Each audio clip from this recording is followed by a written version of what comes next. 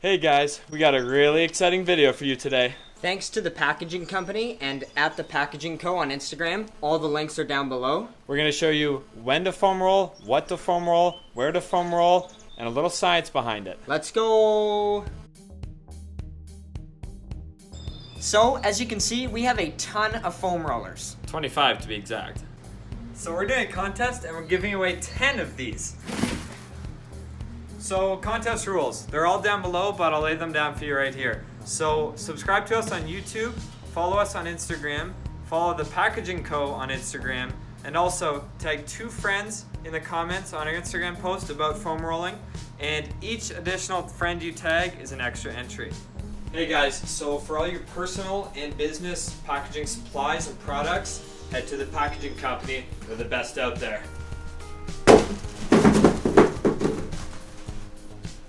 So we've learned a lot about foam rolling through our own experiences, athletes, years and years of doing foam rolling, through training lots of different clients, and also we do a lot of research on different exercise methods, recovery methods, things like that. So things you may read online, they could contradict each other, they could be different. You might feel one thing, not feel the other, so you need to find out what works best for you. We found what works best for us, and we are sharing that here with you today. We believe this is the most effective way to foam roll, what to foam roll, where, when, all that, but it all depends on you, your different specific needs, your training regimen, all that stuff, so keep that in mind.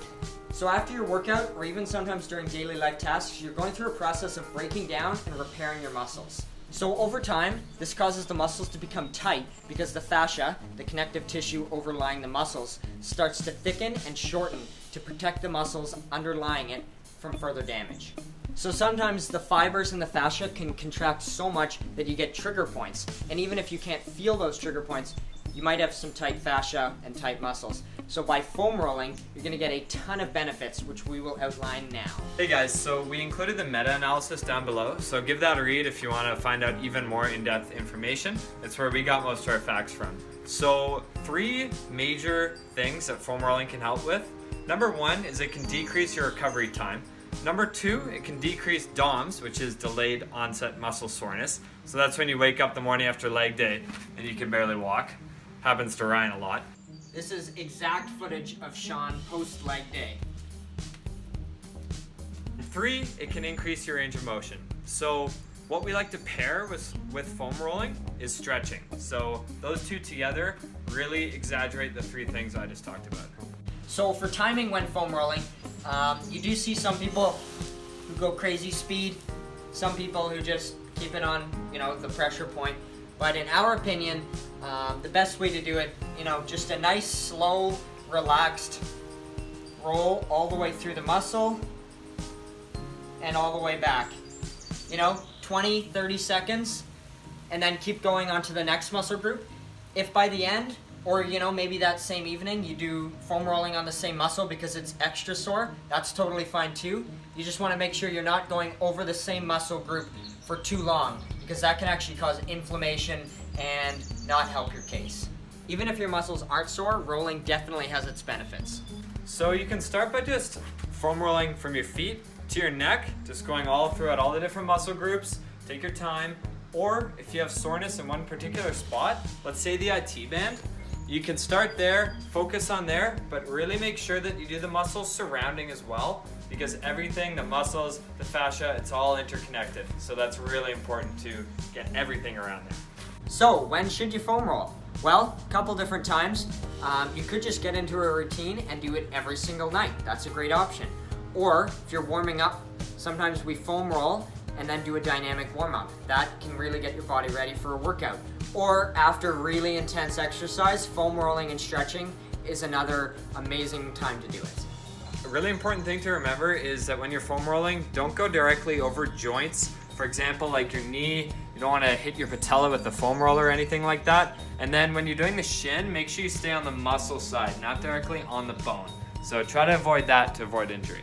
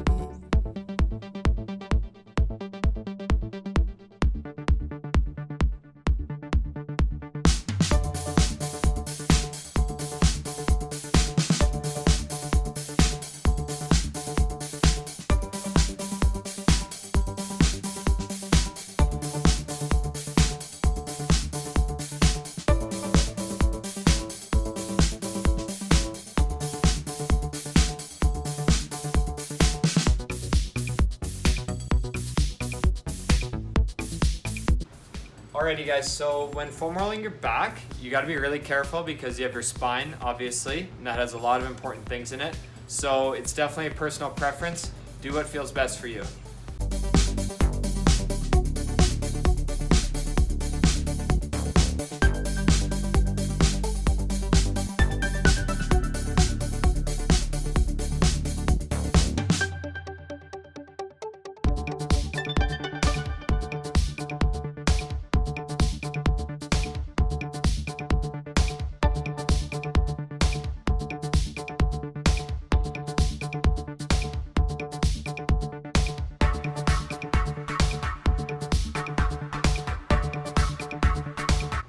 So another great tool to use when foam rolling to get those hard to reach spots are a lacrosse ball, softball, tennis ball, whatever type of ball you have.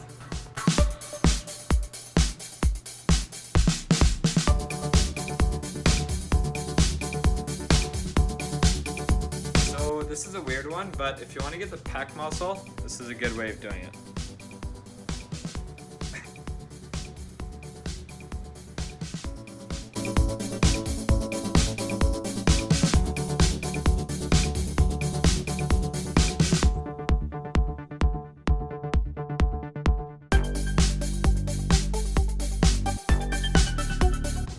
So guys, if you have any other questions about foam rolling or anything exercise related really, give us an email, comment, Instagram message, YouTube message. I don't even know if you can do that, but just let us know and we'll answer for you.